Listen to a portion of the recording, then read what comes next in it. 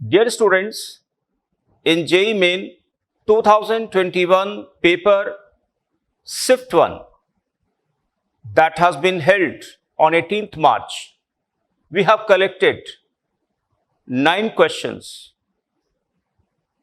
of inorganic chemistry. The basis of collection of these 9 questions is memories of those students who have appeared in this paper.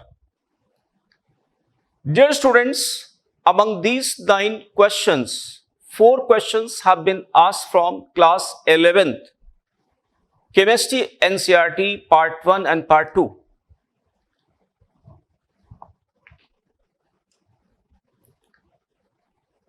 So, among these 4 questions, the first question has been asked from periodic properties. And this question is very simple, dear students. Because in this question,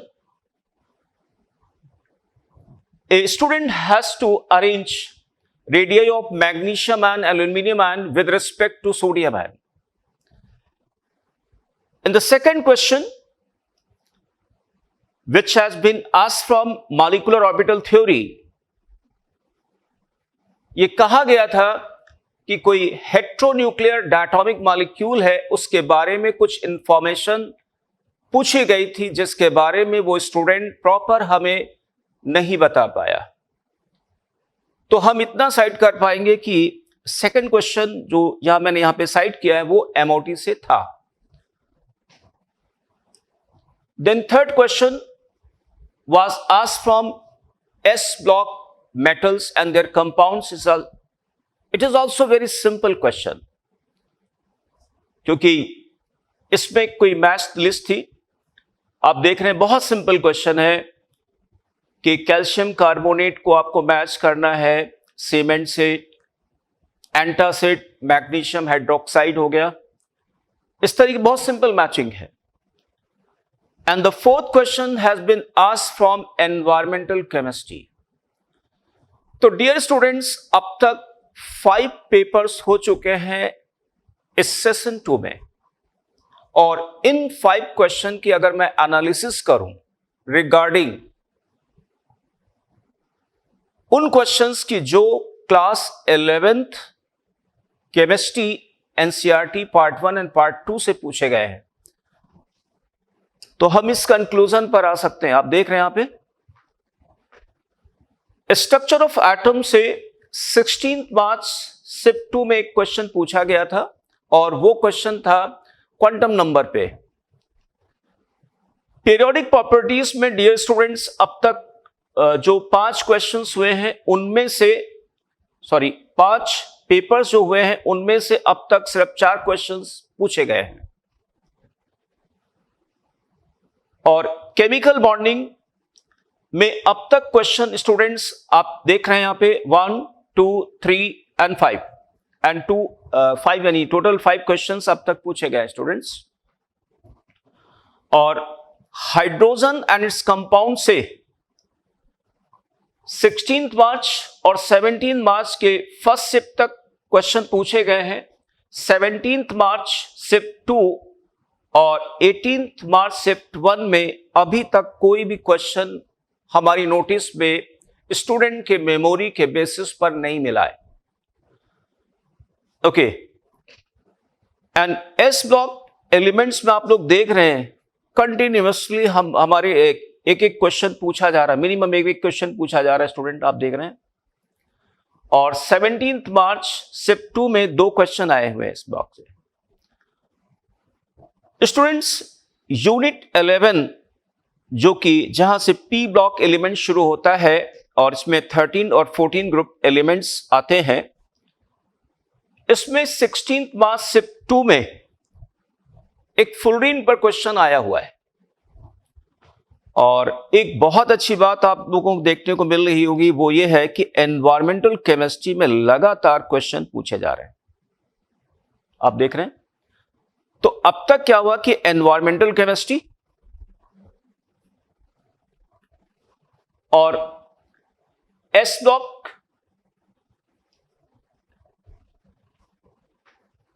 ये दो ऐसी units हैं जहां से लगातार question पूछे जा रहे हैं स्टूडेंट्स।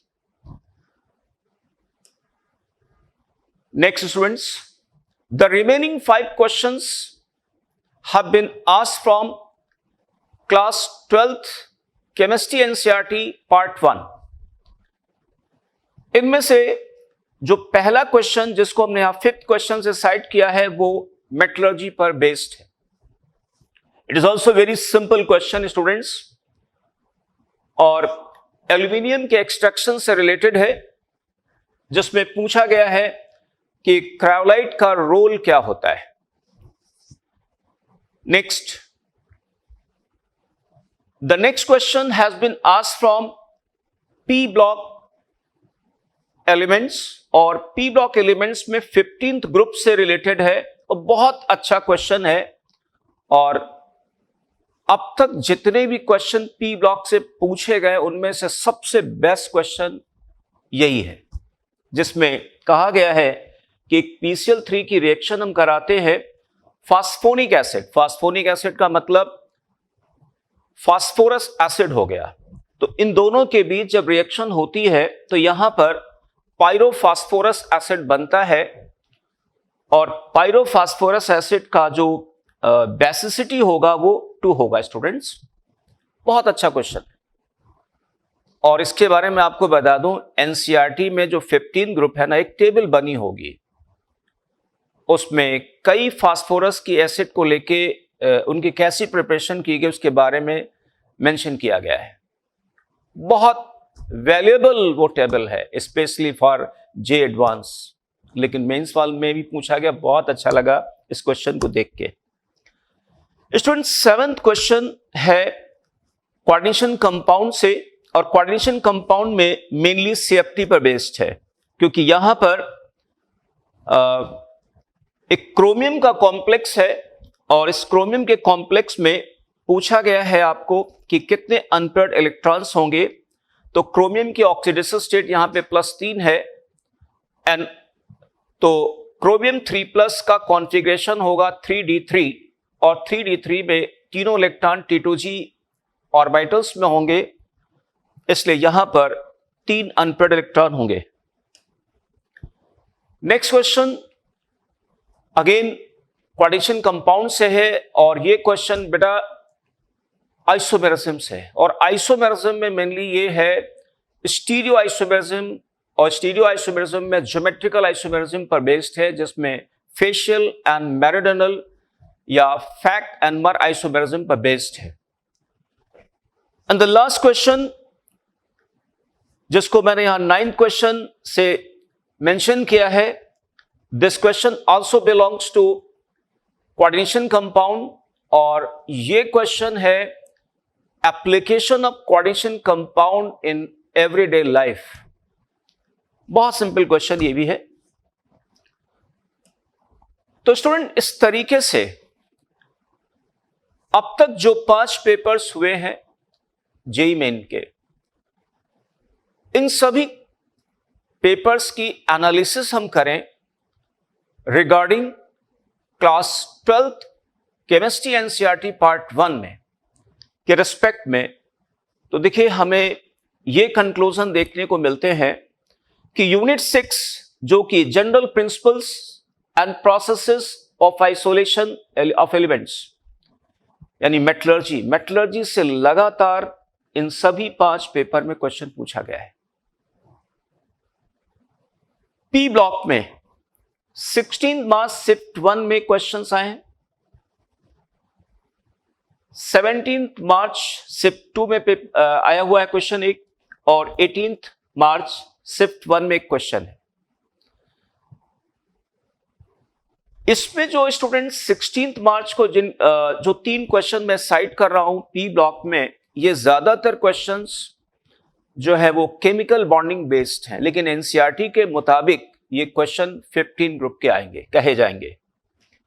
इसके बाद D and F block elements में स्टूडेंट्स आप लोग देख रहे हैं 17 मार्च तक लगातार क्वेश्चन पूछा गया है, या तो डी से या एफ से या दोनों से, और 18 मार्च शिफ्ट 1 में कोई भी क्वेश्चन डीएनए ब्लॉक से नहीं आया हुआ, लेकिन कोऑर्डिनेशन कंपाउंड से भी आप देख रहे हैं लगातार क्वेश्चन आ रहे हैं, लेकिन गैप यहां पर है 16 मार्च शिफ्ट 2 में, यहां पे गैप आ रहा। 17 मार्च में शिफ्ट 2 में अगेन गैप है, और 18 मार्च शिफ्ट 1 में 3 क्वेश्चन स्टूडेंट्स पूछे गए। तो यानी इस एनसीईआरटी यानी class 12th chemistry NCERT part 1 के कौन कौन से टॉपिक बहुत ज्यादा अवेलेबल हुए? Metallurgy, DNA block, coordination compounds, और पी ब्लॉक से एक्सक्लूसिवली थ्योरेटिकल प्रॉब्लम एक पूछा गया अगर कहा जाए तो, और वो था जो 18 मार्च शिफ्ट 1 में आया हुआ है। बाकी ये क्वेश्चन ज्यादातर जो थे वो केमिकल बॉन्डिंग बेस्ड थे। So this is all about analysis, dear students. Thank you.